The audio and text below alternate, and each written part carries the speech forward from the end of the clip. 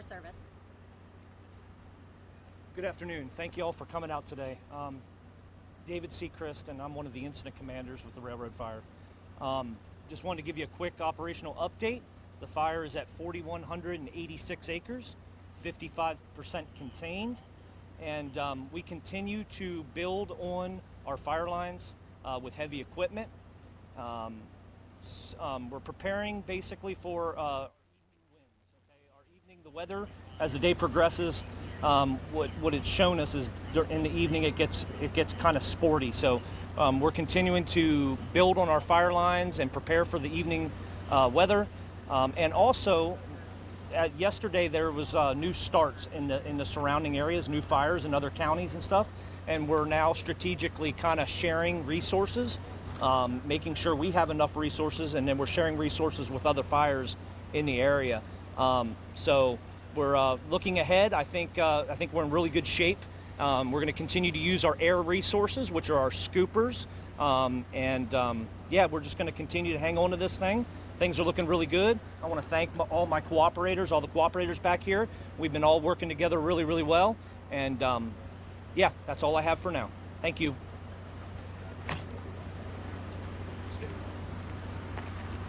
Lauren Mock, I'm the fire chief for Clay County Fire Rescue.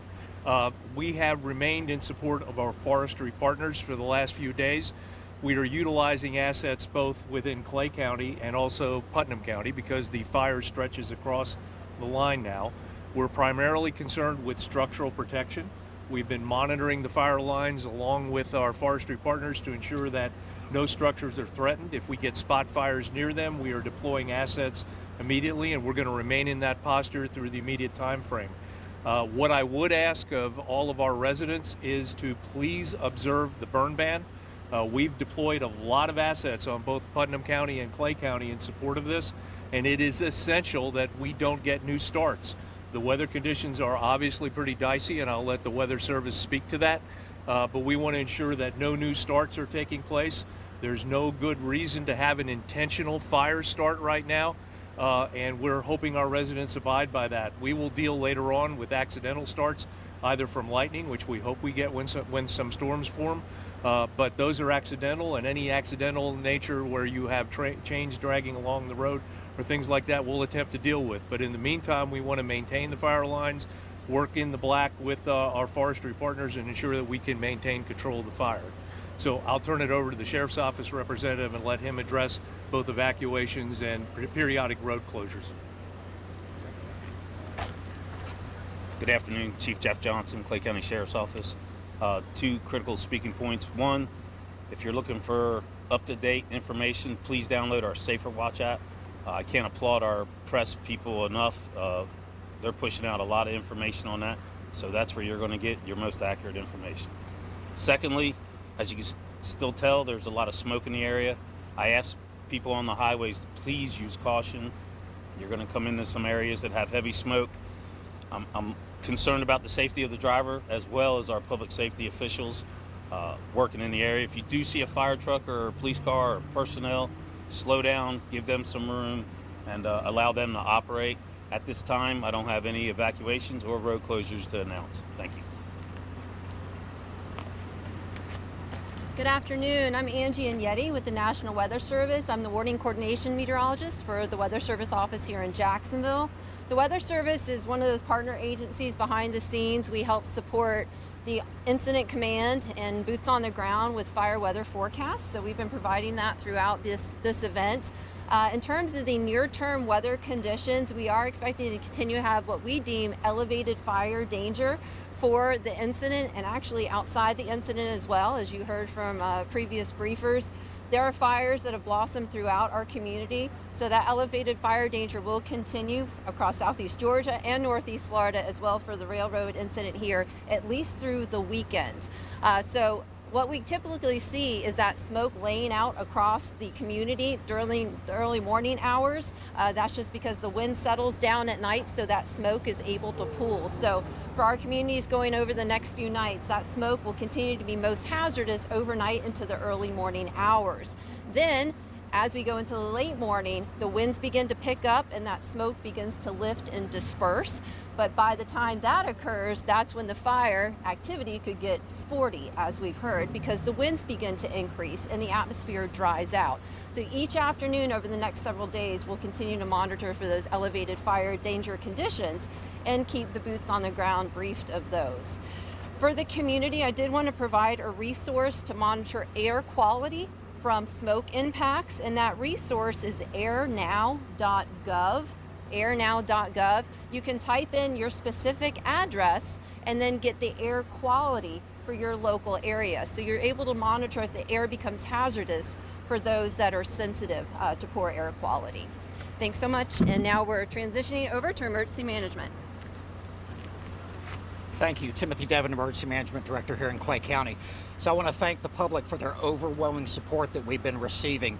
We're continually receiving donations at the Clay County Fairgrounds, at the Cattlemen's Arena. The times for that are from 7 a.m. till 7 p.m. So remember, prepackaged snacks, bottled water that is sealed. Now, an add to that, we've had several businesses reach out that want to support meals for the first responders. Please utilize our call center so that we can track that appropriately to make sure that we're not duplicating the effort when it comes to delivering meals to this particular location. So our call center is set up from 8 a.m. to 8 p.m. However, that line is monitored 24 hours a day. That is our emergency disaster line, which is 1-877-CLAY EOC. Again, that is 1-877-CLAY EOC. I also want to thank all of our partners. We respond to this event just like we do for any hurricane, the fair, or any other disaster. We have a unified command that's set up between Forestry, Clay County Fire Rescue Department, Clay County Sheriff's Office, and Clay County Emergency Management. So there's a lot going on behind the scenes behind me to help support the first responders that are out there. Remember also, we do have a shelter, a host shelter that's set up at Shiloh Baptist. We've not had a lot of people take advantage of that, but it is set up in case we do need that. They are coordinating with Animal Care and Control and Ag Department in case we have any large animals or other pets that we need to take care of as well. As I said yesterday, ensure you have a plan. If you're given 5 minutes to evacuate because there's a shift in the wind, what are you going to take with you quickly? So make sure you have that ahead of time and know what you're going to do. As always, make sure you're signed up for Safer Watch. Make sure you're signed up on our website, alert.claycountygov.com. Any evacuations that we push out will be pushed out on those two platforms, as well as our Facebook, our other social media sources, as well as the media that's here today. So with that, I'm going to turn it back over to the forestry PIOs to entertain any questions. So thank you.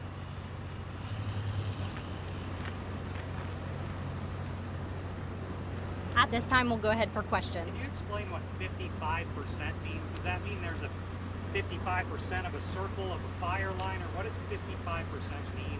And can that go up or down? Yeah, so good question. So when we look at containment, 55%, that's you can use a circle. The fire's not a circle, but yeah, so 55% of that we feel like we have a hard containment line.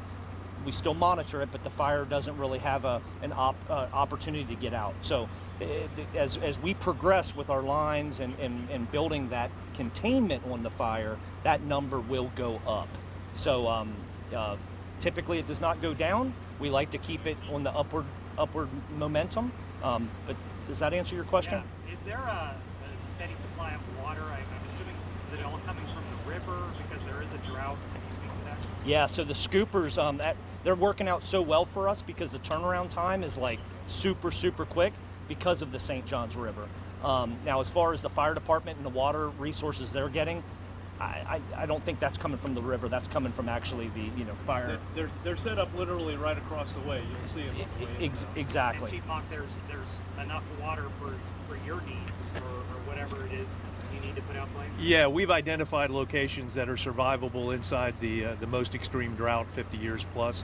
And so that's where our units go to for those water points to pick up. So we've been pretty consistent with being able to get water out of those retention areas. Chief, we also heard from some homeowners who have had fire trucks literally parked on their property overnight. Can you talk to me about that dynamic? Well, I think that's where we have the greatest risk. That's where we're setting up to ensure that if we get a breakout, we're there monitoring, and we can stop any forward progression of a fire that gets outside the line.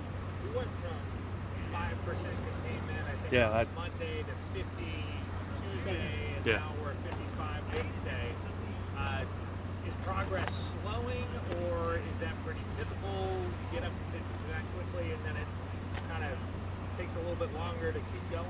Yeah, good question. So basically, yeah, that's kind of how it goes. So the fire breaks out, the fire makes a run. Okay, it progresses pretty erratically, and then we get all the resources in, and we start kind of coming around it and basically flanking the fire. So we try to come up the flanks, the sides of the fire. So yeah, you jump up in containment pretty quickly, but then it just takes time after that. So it's a normal process, and then you add to where this fire progressed and what it burnt into.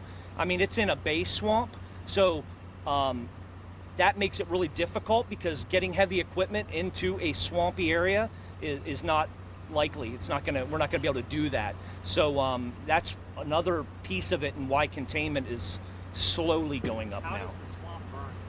How does the swamp burn?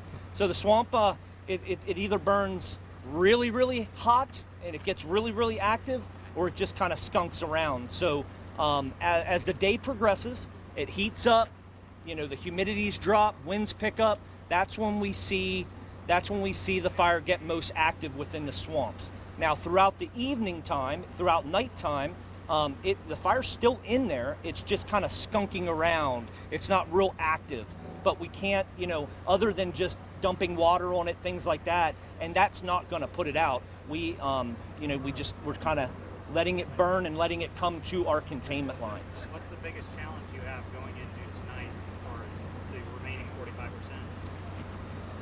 45%? The biggest, just having the fire, just the fire that's in the swamp is just going to take time. It's going to come out when it's going to come out.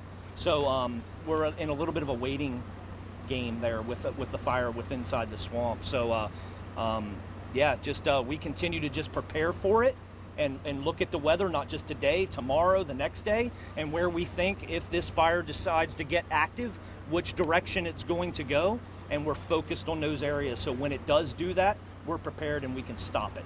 And David, I was going to add to residents, this is, and I said this the other day, this is a long-term fight. The ground is organic material. That means it burns. The literal ground burns. And it's going to take a long time for that to cool. It may be weeks, it could be months that we're dealing with this. So the smoke conditions, or the potential risk that a fire could come up out of the ground and spread well beyond our lines, is all a realistic possibility and may occur over that time. So this is not a short-term fix. We will be doing this in some manner or form for weeks, and I need to set those expectations. They're also going to deal with the smoke conditions for a long period of time.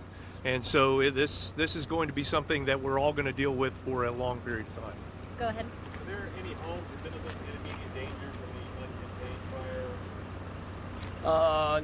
No, I wouldn't say immediate danger.